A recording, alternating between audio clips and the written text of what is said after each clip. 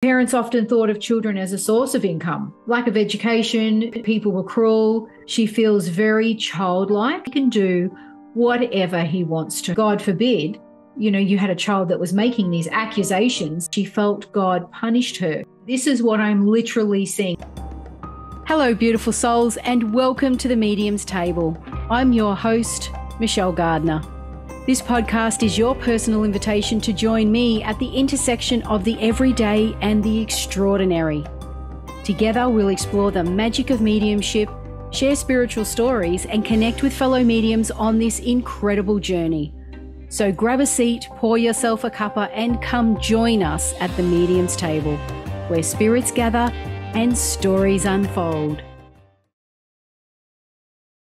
On today's episode, I'll be sharing with you the reading of Margaret McMurray. She shares with me a life of abuse, bullying, loneliness, and perhaps that she may have been somewhat simple-minded. Margaret is the great-grandmother to a dear medium friend of mine. At the time of doing the reading, I only had a photo to read from, and that the lady in the photo was named Margaret. Now, after the reading, I was told Margaret was born in the 1890s. So let's get into it and hear what Margaret has to say. And firstly, we're going to talk about her childhood. Now, straight away, Margaret brings me a sense of hard times, as in being on the land, hard times in where she was living. Also, the family challenged her. Margaret comes across as someone who was quite shy and didn't speak much. And even if she was spoken to, there would have been minimal she had to say in return. Margaret shows me books. If she could get her hands on books, she'd be slowly turning the pages. And this is what I'm literally seeing. This is what Margaret is showing me from the spirit world. And she wouldn't be so much as reading them, but she enjoyed just looking at the pictures. She brings me the feeling that her childhood, that there's quite a bit of anger around it, like she's had to really battle through her childhood, as in it's been tough and really, really testing. Now, there are multiple circumstances that come to play around Margaret's tough childhood, which you'll hear me mention as I go on in the reading. I hear it said she just didn't know what to do. It almost comes across like there's some isolation around her circumstances, or she was alone, as in she felt alone, like that kind of isolation. Other girls would practice, like gymnastics style play, handstands and those types of, little tricks. Margaret wanted to join in, but they didn't want Margaret to participate. She really wanted to feel like she belonged somewhere. And I mean, look, I'm sure we've all experienced at one point in our childhood that feeling of not belonging, loneliness, not being accepted. Margaret's still telling me she had a hard time growing up. I'm hearing someone say, "Get back here, you little so-and-so," as in some kids were being naughty, causing and making trouble around where she lived, like pranksters just stirring trouble. So again, she was basically the butt of jokes and pranks. I hear she wanted to run away and they're still avoiding me. Again, children did not want to play with her, and she had a hard time making friends when she was younger. I hear someone else talking about how Margaret got mixed up with two kids. And when this is being said, it's almost like she was getting in trouble with these two kids. So there was trouble around these two kids in particular, and she was sort of dragged into it because of them. It's like they weren't a good influence on her, and it was a bad idea for her to be with them. There's a boy, and he comes into the reading that would give her things, and she talks about he wanted her help in school. It's almost like she was smart enough, or she was able to help him because he wasn't doing so well in school. Now, you can imagine back then in the 1890s, the late 1800s, education wasn't always a priority, depending on how poor or rich the family was. So it wouldn't take much for, someone who could maybe read a few lines on a page to someone who couldn't read at all, that person who could read a couple of lines, and they may have been 10, was considered quite smart for their time. So, and the country rural areas as well, the education wouldn't have been such a push because it was all about, taking on what the family did, looking after the household, the parents, all about making money. Margaret mentions about she was an only child, and then she talks about it was momentary, a scenario where she's come into a family or a household as a child from another family. Now, as confusing as that sounds, the sense she brings around this is she was sent to work in the house of another family, but may still have gone back to her original family at times. And again, back in those days, it was very common in the 1800s for children of poor families to be sent to work as a source of, extra income, to bring in more income into the household. Parents often thought of children as a source of income. Having more children who worked meant higher household earnings. I mean, thank God the times have changed. Margaret shows me a scenario, but first she mentions how some things are repetitive. Now, the scenario unfolds where she's showing me, and this is back in the old days when she was, I want to say, a young adolescent.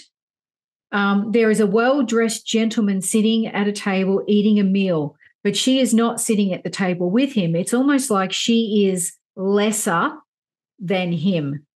However, she is also looked at as a benefit or convenience any way he chooses. This is the part where she repeats about the repetitiveness of what would happen.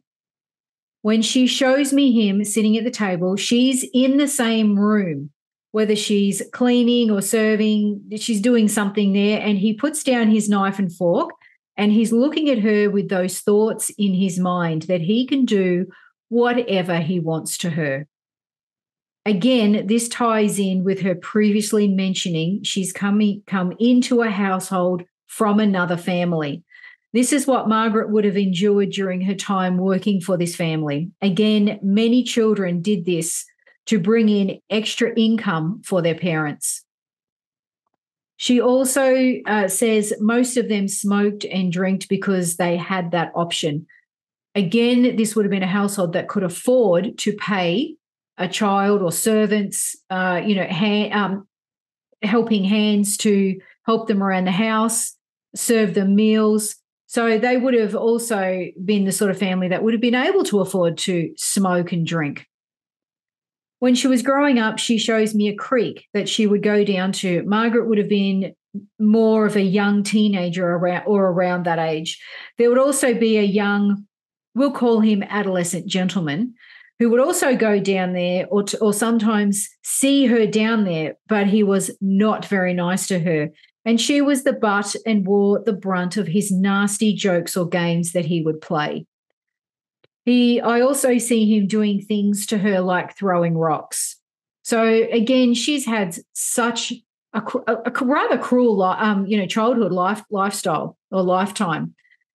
She mentions a kerosene lamp, and then she says, and she did that to me once before. Now, she's referring to an incident with the kerosene lamp where someone attempted to burn her. I mean, lack of education, people were cruel, it was just a different time and a different age. Let's talk about Margaret's childhood family. Margaret shows me the house she lived in. She lived with her parents, and the house is a farmhouse style. She would have had a bigger yard around it, like around the house. It feels like it's in the country, and she shows me her parents in the house. She'd probably be at this stage an adolescent, and what she's showing me is her mum was in the kitchen always doing dishes. There was always duties inside the house to be done. Her mum would always be waiting on her dad, cooking whatever it was that he needed.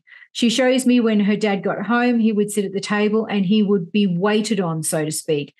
And of an afternoon, her dad would settle in, into the lounge area by himself with a pipe or so forth.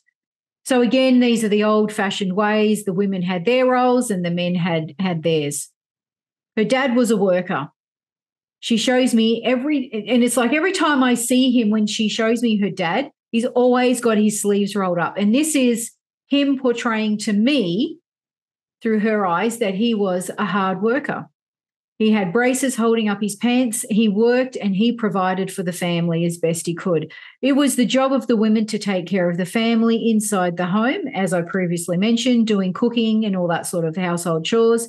It wasn't his job to care for the children as such, as in playing with or doing things with them. His job was mainly to be out there working and earning money and to maintain and upkeep the house. Margaret continuously shows me when she's in this house, it's like she just never grew up properly. I felt she stayed at home with her parents for a long, long time. I then hear her saying, which this was confirmed, how she stayed at home for long periods of time. Again, she feels very childlike, like she never really grew up. Margaret mentions about always reaching out to her mum to try and be close to her. Another fellow comes into the reading and he seems quite confident, quite loud when he speaks. He seems like quite a robust, fit young man with dark hair. Now, he's also got his shirt sleeves rolled up with his braces on, and he feels like a brother. So you can see, just from describing the family unit, the mother had probably gone through similar traumas in her childhood as Margaret did. Hence, it was normal. You go and work for another family, coming from one poor family. That's just what they did, for people who were wealthy. She may have endured the same kind of treatment from the man of the house or who knows who back in those days. There was no real help for these children either. They had to basically be quiet about it, because it also then would ruin the reputation of the family if they spoke out. Their reputation in society and within the community was very important. So, God forbid, you had a child that was making these accusations against someone who may have been very well known and wealthy in the community, did not look very, good for that family. I get the feeling, so we're going to talk about now her physical issues and her older years. Now, she brings me the feeling, and this happens within my own mouth, like a physical feeling of an underbite or an overbite. I'm not sure what the actual proper name for that is, but it's where Margaret's bottom teeth, the jaw, protruded further than the top jaw and teeth. Like the jaw and the teeth coming together didn't line up properly. I feel there's something not quite right as well with my right hand. There's something going on with my fingers, an injury or some sort of handicap there. Margaret brings me how she always wanted to try and help out, but it was like she just wasn't capable enough. She could only do basic things. And this was more so particularly towards the end. She mentions about failing health around that time. Now, as Margaret got older as an adult in her older years, she brings me the concern around her mental health. There's a man who questioned her mental health and what he should do with her or where she should be. Margaret then shows me a place where it had tall gates and they slid across. There's a courtyard behind the gates, and it felt like it was straight off a main street, and someone, and as in a worker, goes down and slides the gates across. And it really does look like through these gates, quite institutional, and it's a really big old building. Margaret also mentions a short brain.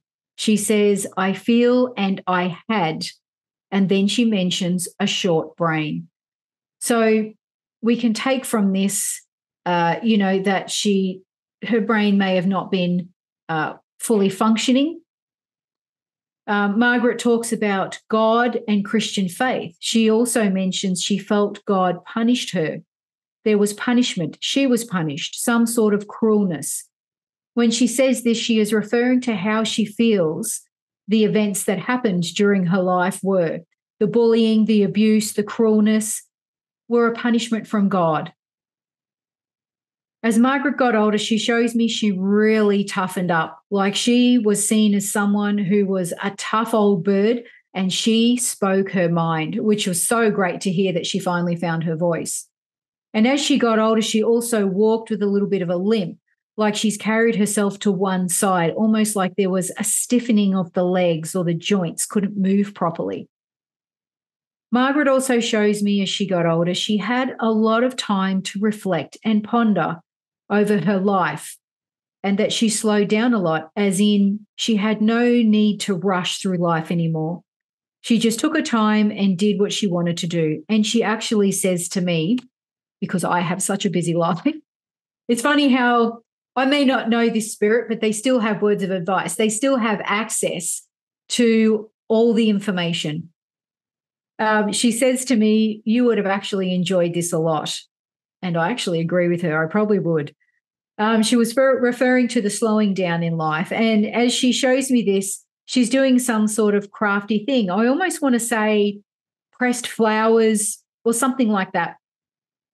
Pressed flowers and white linen, like handkerchief decorating. You know, the fancy edging they would have around the edges of handkerchiefs to decorate them. And it's like she's demonstrating an old-fashioned skill that would have been taught to her and passed down through the family back in the day when women did sewing and embroidery at night by the fire. Margaret talks about a church. She says her ancestors were trapped inside. When she shows me this, she's showing me a very, very old wooden structure of a church, and the roof has collapsed. Then she's talking about ancestors from long, long ago. She says something's happened there and it's collapsed. It's collapsed, and her ancestors were trapped inside. This looks like it would have been somewhere in a small place, a country town, or out in the country. When she's showing me this, all the beams have fallen in on the roof, and the roof is like, it's, again, you can imagine with a fire and the roof just completely collapses. The beams fall in, everything's done. Margaret shows me she is reflecting back on a story or something she's seen or heard from the past. And because she mentions ancestors, so this may have been something that's passed down, they may have spoken about stories around the fire, etc. She says it's like the Robert Burns story. It's like that story. Now, at the time, I didn't know who Robert Burns was. I felt like, though, at the time when she says this, that Robert Burns was someone who may have been famous or known for some sort of theatrical kind of performances or something along those lines. So, I was left wondering what this person was known for, as I had no idea who he was. Now, after the reading, when you get pieces of information like that, you do get curious, and, of course, you go to Google. So after the reading, I found out Robert Burns was born in 1759, and he was a Scottish poet and lyricist. His songs and poetry were known worldwide. He was regarded as the national poet of Scotland. Robert Burns was also a freedom fighter, a lover, and a social commentator.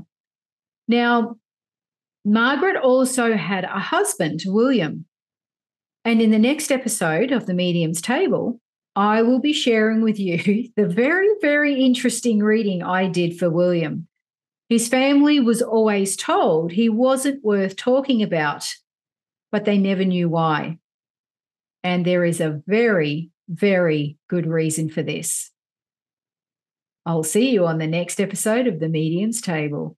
Thanks for joining me at the Medium's Table. The universe is always speaking. Listen and let your spirit soar. Curious for more? Click on one of the videos below and remember to subscribe.